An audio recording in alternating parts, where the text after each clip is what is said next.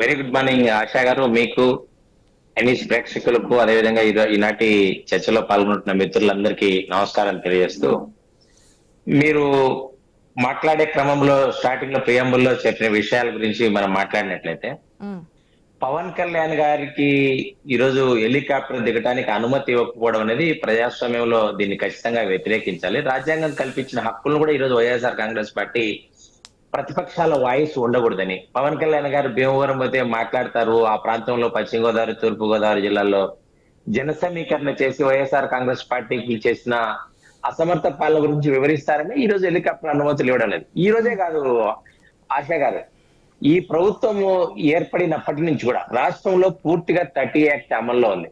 ఇంకా కొన్ని చోట్ల 144 సెక్షన్ అమల్లో ఉంది. ముఖ్యమంత్రి గారు ముందు రోజు కొన్ని నెలల కిందట ఒక జిల్లాలో పర్యటన చేస్తే, ఆ జిల్లాకు వచ్చినప్పుడు ఇది చాలా పెద్ద పెద్ద హామీలు ఇచ్చిపోతారు. సంవత్సరాలు గడిచినా 4-5 సంవత్సరాలు గడిచినప్పటికీ కూడా వాటి హామీలు జోలికి వెళ్ళలేదు. వాటిని ప్రశ్నించాలని ముందు రోజు ప్రెస్ మీట్ పెట్టినట్టయితే ప్రతిపక్షాలందరినీ ఇళ్ల దగ్గరికి వచ్చి పోలీసులు రాత్రి అనుకోకుండా పగలు అనుకోకుండా స్టేషన్ కి వెళ్ళి కూర్చోబెట్టిన పరిస్థితి ఈ రోజు కనిపిస్తా ఉంది. కాబట్టి వైఎస్ఆర్ కాంగ్రెస్ పార్టీకి ప్రజాస్వామ్యం మీద నమ్మకం లేదు. అధికారులను అడ్డం పెట్టుకొని, పోలీసులను అడ్డం పెట్టుకొని మాత్రమే పరిపాలన సాగిస్తుంది. అదే కాదు, మీకు సామాజిక సాధికార యాత్ర పేరుతో ఈ రోజు 175 అసెంబ్లీ నియోజకవర్గాల్లో రోడ్ల పైన గంటల కొద్దీ ట్రాఫిక్ ను మళ్లించి బోర్లతో నడి రోడ్డు మీద హోల్ వేసి ఈ రోజు సభలు జరిపిన పరిస్థితి ఈ రోజు కనిపించాలి. మీరు రాష్ట్రంలో ఎక్కడైనా చూడండి, వైఎస్ఆర్సీపీ సిద్ధం పేరుతో అన్ని ఫ్లెక్సీలు కట్టింది. అదే వేరే ప్రతిపక్షాలు కడితే వాటిని చించివేస్తున్న పరిస్థితి కూడా కనిపిస్తుంది. ఈ రోజు ప్రతిపక్షాలకు సంబంధించినటువంటి వందలాది కార్యకర్తల మీద ప్రతి నియోజకవర్గంలోనూ ఈ రోజు కేసులు పెట్టిన పరిస్థితి, వాళ్ళందరూ కోర్టుకు తిరుగుతున్నారు. ప్రతి చిన్న బీజేపీ కార్యకర్త మీద కూడా ఈ రోజు 3, 4, 5 కేసులు ఉన్నాయి. చిన్న కేసులు 153 కాగ్నిజబుల్ అఫెన్స్ కింద అన్ని రకాల కేసులు చేస్తున్నారు.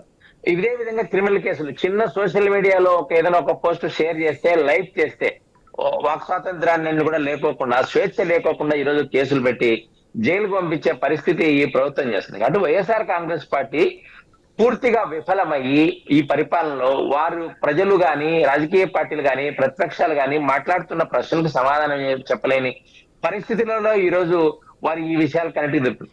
ప్రతిపక్షాలు ఏదైతే సమావేశాలు పెడుతున్నారో వాటికి మాత్రమే పర్మిషన్లు, అనుమతులన్నీ కొత్తగా ఈ రోజు చెప్తా ఉన్నారు.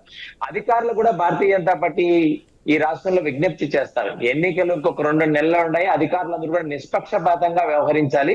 ప్రతిపక్ష నాయకులు గాని ఎవరైనా సభలు సమావేశాలు వారికి ప్రభుత్వంతో సంబంధం లేకోకుండా ఏదైతే రూల్ పొజిషన్ ఉందో వాటిని చూసి అనుమతులు ఇవ్వాలని భారతీయ జనతా పార్టీ రాష్ట్ర అధికారులు కూడా గుర్తు చేస్తుంది. లేకపోతే ఖచ్చితంగా ఎన్నికల కమిషన్ ఆ జాతీయ ఎన్నికల కమిషన్ కూడా సంప్రదించి ఆ విధంగా అనుమతులు రావడానికి కూడా భారతీయ జనతా పార్టీ కృషి చేస్తుంది. మీరు ఇంకొక విషయం మాట్లాడారు ఆశా గారు, రాజ్యసభ ఎన్నికలు. రాజ్యసభలో వైఎస్ఆర్ కాంగ్రెస్ పార్టీకి సంబంధించిన ఈ రోజు ఎన్నికల్లో శాసనసభలో వారికి పూర్తి మెజారిటీ ఉంది.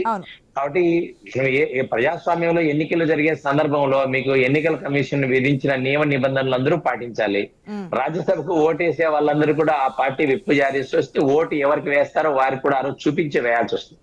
కాబట్టి వారికి పూర్తి మెజారిటీ ఉంది, తద్వారానే మీరు రావడానికి కూడా. అయితే వైఎస్ఆర్ కాంగ్రెస్ పార్టీ గడిచిన 5 సంవత్సరాల్లో చేసిన పరిపాలన, వారికి సంబంధించిన ప్రజాప్రతినిధులు, శాసనసభ్యులు ఎవరైతే ఉన్నారో వారందరూ కూడా ఆ నాయకుని పట్ల, ఆ ప్రభుత్వం పట్ల, ఆ పార్టీ పట్ల ఉన్నటువంటి విశ్వాసం, వ్యతిరేకత వల్ల ఓటింగ్ లో పాల్గొనుకోకుండా ఉంటే కూడా చేసేది ఏమీ లేదు. కాబట్టి వైఎస్ఆర్ కాంగ్రెస్ పార్టీకి సంబంధించినటువంటి ఎవరైతే ఉన్నారో వాళ్ళందరినీ కూడా ట్రాన్స్ఫర్ చేశారు కదా పరిపాలనలో. శాసనసభ్యులను ఎన్నికల్లో వాళ్ళకు వెళ్ళనీయకోకుండా ఇంకొకటి నుంచి ట్రాన్స్ఫర్ చేయటం, మార్చటం ఏదైతే జరిగిందో దాని ప్రభావం ఖచ్చితంగా వైఎస్ఆర్ కాంగ్రెస్ పార్టీ పట్ల ఈ రోజు రాజ్యసభ ఎన్నికల్లో పడినట్లయితే కూడా ఖచ్చితంగా రానున్న ఎన్నికల్లో కూడా వారికి ఖచ్చితంగా కూడా ఈ వ్యతిరేకత అనేది ఖచ్చితంగా ఏర్పడుతుంది.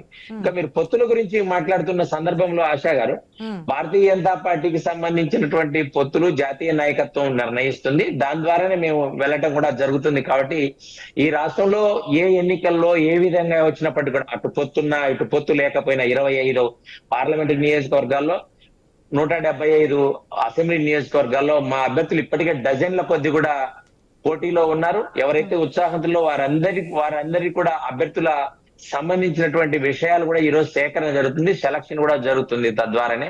కాబట్టి ఏ రూపంలో ఎన్నికలు వచ్చినా కూడా భారతీయ జనతా పార్టీ సిద్ధంగా వచ్చింది. అందులో భాగంగానే ఈ రోజు కూడా మేము ఈ నెల 21వ తారీఖు నుంచి 29వ తారీఖు వరకు కూడా ప్రజా పోరు పేరుతో ఈ రాష్ట్ర ప్రభుత్వం అవలంబించిన బీజేపీ కార్యాచరణ బీజేపీ సిద్ధం చేసుకుంటుంది వెంకటేశ్వర రెడ్డి గారు. కాకపోతే ఇక్కడ బీజేపీ ఉంటుందా అంటే పొత్తులో భాగంగా వస్తుందా రాధా అనే మీమాంసలోనే ఇటు రెండు పార్టీలు ఆగిపోయాయి కదా. ఫస్ట్ లిస్ట్ అనౌన్స్ చేయకుండా ఐ థింక్ నేను చాలా సందర్భాల్లో పండగ ముందు నుంచి అడుగుతున్నాడు, పండగ అన్నారు, పండగ అయిపోయింది.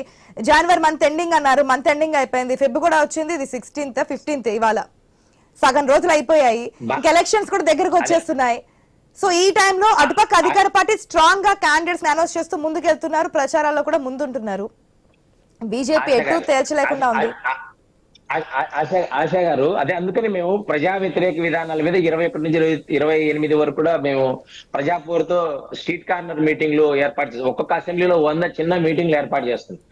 అయితే ఆశా గారు, ఈ నెల 17, 18వ తారీఖులలో భారతీయ జనతా పార్టీ జాతీయ కౌన్సిల్ సమావేశాలు ఢిల్లీలో నిర్వహిస్తుంది. ఎన్నికలు చివరికి వెళ్లటం కోసము మొత్తం దేశవ్యాప్తంగా ఇక ఎవరైతే ప్రతినిధులు వెళ్తారో ఆ ద్వారా చర్చ జరుగుతుంది. ఖచ్చితంగా మా జాతీయ నాయకత్వం కూడా ఇప్పుడు బిజీగా ఉంది కాబట్టి ఈ సమావేశాల తర్వాత వెంకటేశ్వర రెడ్డి గారు, పవన్ కళ్యాణ్ వెళ్లారు, ఢిల్లీ నాయకులతో మాట్లాడారు, వచ్చారు. ఆ తర్వాత చంద్రబాబు వెళ్లారు, మాట్లాడారు, వచ్చారు. తర్వాత జగన్మోహన్ రెడ్డి వెళ్లారు, మాట్లాడారు, వచ్చారు. కానీ ఇటువంటి కదలిక అయితే కనిపించట్లేదు. బీజేపీ నాయకులు రాష్ట్ర నాయకులను అడిగితే ఇదే జాతీయ పార్టీ, ఎస్ కాదన్నా అవునన్నా అధికార పార్టీ జాతీయ పార్టీ కాబట్టి అగ్రనాయకుల చేతిలోనే ఉంటుందంటున్నారు. వెళ్ళిన మెయిన్ లీడర్స్ కూడా వెళ్ళి జాతీయ నాయకత్వంతోనే మాడున్నారు అగ్రనాయకులతో. కానీ ఎటువంటి క్లారిటీ అయితే రావట్లేదు. సో స్ట్రాటజీ ఏంటో అర్థం కావట్లేదు. బీజేపీ ఇండైరెక్ట్ గా వైసీపీకి సపోర్ట్ చేస్తుంది అనే ఒక వెర్షన్ వినిపిస్తా ఉంటే టీడీపీతో పాటు వెళ్తుందా వెళ్ళదా అనేది మరొక పాయింట్ కనిపిస్తోంది. ఎందుకంటే ఎంపీ స్థానాలు ఆల్రెడీ ఒప్పుకోకపోయినా వైసీపీ సపోర్ట్ చేస్తుంది అనే దాంట్లో వైసీపీకి సపోర్ట్ చేద్దామా అనే భావనలో ఉన్నట్టుగా అనలిస్ట్ నుంచి కావచ్చు, కొంతమంది ప్రజల నుంచి కావచ్చు వస్తున్నటువంటి ఒక ప్రశ్న. ఆశా గారు, భారతీయ జనతా పార్టీకి ఈ రాష్ట్రంలో ఎన్నికల గురించి గాని దేశంలో ఎన్నికల గురించి పూర్తిగా అవగాహన. వైఎస్ జగన్మోహన్ రెడ్డితో గాని కేంద్ర ప్రభుత్వం గాని జరిపే చర్చలు వేరే, వాటికి ఉన్న ఫెడరల్ వ్యవస్థలో ఉన్న వ్యవస్థ వేరే. అయితే తెలుగుదేశంతో గాని జనసేనతో గాని, జనసేన మా మిత్రపక్షము, ఎన్డీఏలో భాగస్వామి, ఎన్డీఏ సమావేశాలు కూడా వారు హాజరయ్యారు. జనసేనతోనే కలిసి భారతీయ జనతా పార్టీ ఎన్నికల్లో వెళ్తుంది. ఇంకా మిగతా భారతదేశంలో ఎన్నికలలో ఉన్న పరిస్థితులు బట్టి అక్కడే కదా వెంకటేశ్వర రెడ్డి గారు మీరు మళ్ళీ మొదటికి వచ్చారు. ఎప్పుడు చంద్రబాబు జైల్లో ఉన్నప్పుడు ములాఖత్తుకి వెళ్లి పొత్తు ప్రకటించినప్పటి నుంచి మేము క్వశ్చన్ చేస్తాను ఉన్నాం. అప్పటి నుంచి కూడా మీరు ఇదే బీజేపీ నాయకులు చెప్తున్నటువంటి మాట, మా పొత్తు జనసేనతో లేదంటే ప్రజలతో అని. కానీ జనసేన టీడీపీతో పొత్తు పెట్టుకుంది కదా. ఆశా గారు, భారతీయ జనతా పార్టీ సర్వస్వరసి సర్వవ్యాప్తి. దేశంలోని రాజకీయ పార్టీలు మాకు మద్దతు ఇచ్చేవారు. ఎన్డీఏలో కొత్త భాగస్వాములను మేము కలుపుకుంటున్నాం. చర్చలు జరుగుతూ ఉన్నాయి, పరోక్షంగా కూడా చర్చలు జరుగుతున్నాయి. ఈ రోజు మిగతా వాళ్ళ అన్నింటిలో కూడా చర్చలు జరుగుతున్నాయి కాబట్టి చర్చలు విఫలం కాలేదు, చర్చలు ముందుకు పోతున్నాయి. దేశంలోని మరిన్ని రాజకీయ పార్టీలను కూడా ఎన్డీఏలో భాగస్వామ్యం చేసుకోవడానికి భారతీయ జనతా పార్టీ ప్రయత్నం చేస్తుంది. పార్లమెంట్ లో మాకున్నటువంటి మద్దతు అయితే మాకు పూర్తి మెజారిటీ వస్తుందని మీరే మీ మీడియాని అన్ని ద్వారా చెప్తున్నాయి. అయినప్పటికీ కూడా మేము సర్వే రిపోర్ట్స్ ప్రకారం చెప్తున్నటువంటి మాట మీడియా ఇప్పుడు టైమ్స్ నో ఇట్లాంటి అని చెప్తున్నాయి కదా. కాబట్టి భారతీయ జనతా పార్టీ కేంద్రంలో అధికారం చేపట్టబోతుంది. కాబట్టి ఎన్డీఏకి ఏ భాగస్వామి వచ్చినప్పటికీ కూడా మా అజెండాను గౌరవించి భారతదేశంలో మేము క్లారిటీ ఇచ్చినారు. ఐ థింక్ లక్ష్మణ్ గారు అనుకుంటా ప్రతి ఒక్క రాష్ట్రంలో కూడా బీజేపీ సొంతంగా తమ యొక్క ఎంపీ క్యాండిడేట్స్ ని నిలపాలనుకుంటుంది